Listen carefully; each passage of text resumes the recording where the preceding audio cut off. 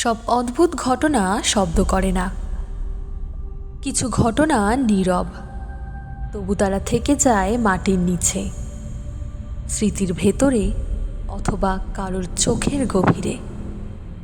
আজকের গল্প এক পুরনো দরগা, এক কবর আর এক আলো, যা হয়তো নিছক আলো নয়।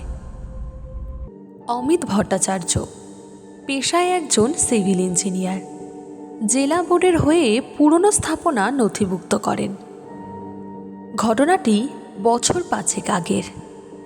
এক প্রত্যন্ত গ্রামে খবর এলো এক ভাঙাচোরা দরগা ভেঙে ফেলা হবে। তার আগে তার স্থাপত্য নকশা আর অবস্থা রিপোর্ট তৈরি করতে হবে। গ্রামের নাম চণ্ডীপুর। বাসস্ট্যান্ড থেকে প্রায় 3 কিলোমিটার হাঁটা পথ, পাকা রাস্তা, শেষ হতেই কাঁচা মাটির পথ, দুপাশে ধানক্ষেত, দূরে একটা বিশাল বটগাছ, তার পেছনে ছোট্ট সবুজ গম্বুজ। লোকাল নাম ফকির বাবার দরগা। গ্রামে ঢুকতেই বুঝলাম জায়গাটা নিয়ে অস্বস্তি আছে। আমি জিজ্ঞাসা করতেই এক বৃদ্ধা বললেন, দিনে যান, সন্ধ্যের আগে ফিরুন। কেন? উনি চোখ সরিয়ে বললেন, রাতে আলো জ্বলে। প্রদীপ না, মাটির ভেতর।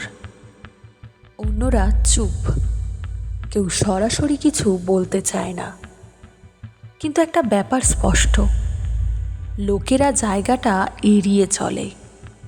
দরগাটা খুব বড় নয়, চারিদিকে মোটা মাটির দেয়াল, উপরের গম্বুজে ফাটল, চুন খসে পড়ছে।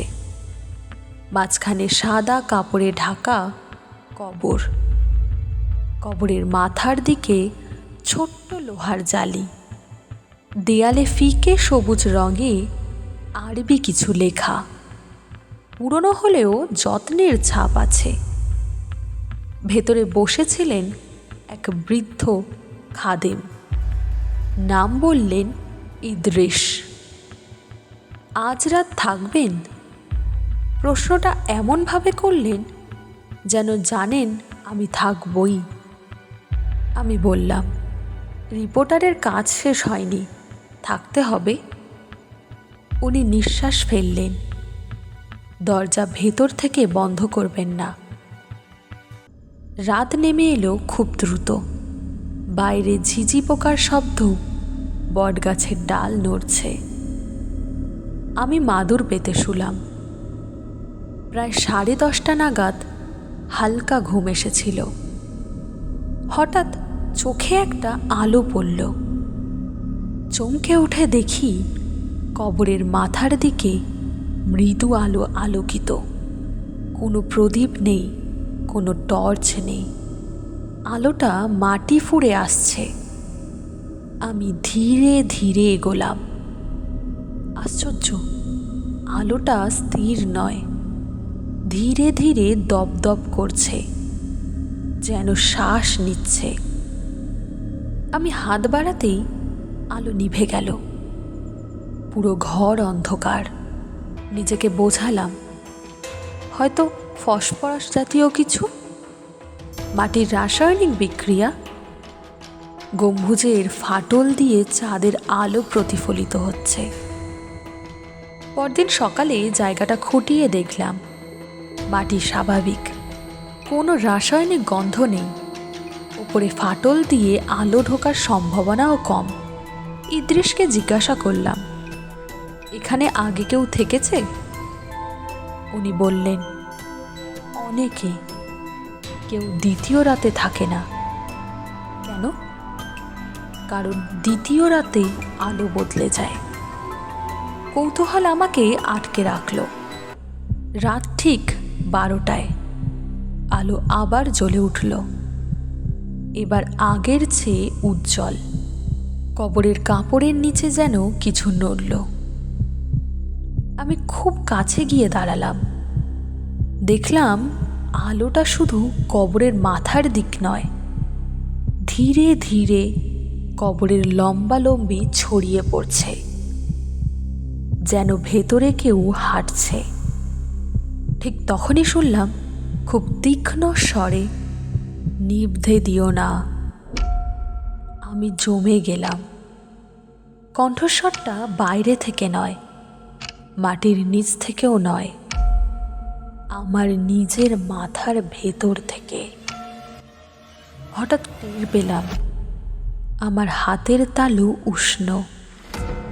নিচে তাকিয়ে দেখি যেখানে হাত রেখেছি মাটিটা হালকা জ্বলছে।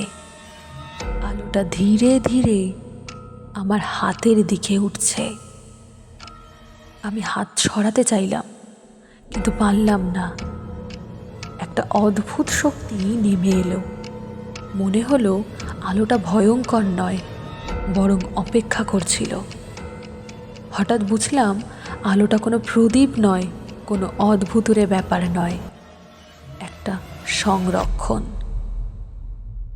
ফকির বাবা হয়তো মৃত্যুর আগে নিজের চেতনা, নিজের শক্তি এই মাটির ভিতরে স্থির করে রেখেছিলেন, যেন কেউ এলে সেটা গ্রহণ করবে। পরদিন ভোরে গ্রামের দুজন লোক এলো। দরগার ভেতরে গিয়ে দেখল অমিত ভট্টাচার্য আর নেই, কিন্তু কবরের চাদরের নিচে মৃদু আলো জ্বলছে। ইদ্রিস বটগাছের নিচে বসে বললেন, আর একজন থাকলো। লোকেরা জিজ্ঞেস করল, মানে? উনি বললেন, আলো নিভল না। সব অমরত্ব ভয়ঙ্কর নয়, কিছু অমরত্ব নীরব। যদি কোনোদিন কোনো নির্জন কবরের পাশে মাটির ভেতর আলো জ্বলতে দেখেন, ভেবে নেবেন না সেটা কাকতালীয়। হয়তো সেই আলো এক নতুন আশ্রয় খুঁজছে। আজকের গল্প কবরের পাশের আলো। অন্ধকারকে সবসময় শূন্য ভাববেন না, কখনো কখনো অন্ধকারই আলোকে বাঁচিয়ে রাখে।